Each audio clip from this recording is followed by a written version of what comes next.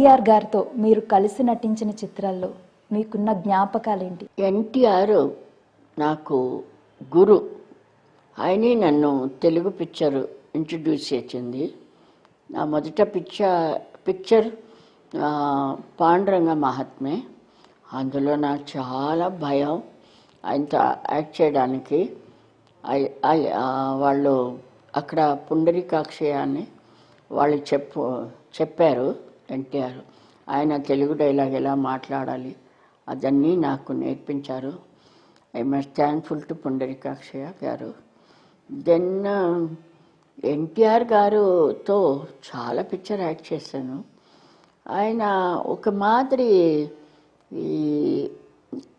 ఏదేదో ఒక మాదిరి ఆల్వేస్ వెరీ రెస్పెక్ట్ అండ్ గంభీరగా ఉండేవారు. అంటే ఒక మహారాజా ఎలా ఉంటారో అలా. ఆ రావణ అదన్నీ దుర్యోధనాన్ని ఆ కిరీట వేసుకుంటే ఇలా కూర్చోవారు, తీసేవారు కాదు. అది ఎవరికి రాదు, అంత వెయిట్ వేసుకొని అది మెడ్రాసు ఎండన్లో అలా కూర్చేవారు. అది చాలా చాలా గొప్ప. తర్వాత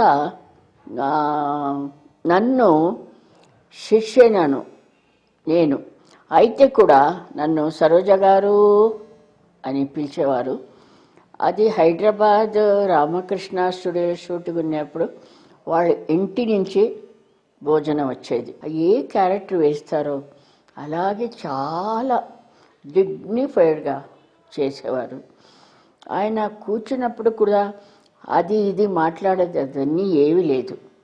అదన్నీ చాలా అందరికీ చాలా రెస్పెక్టు.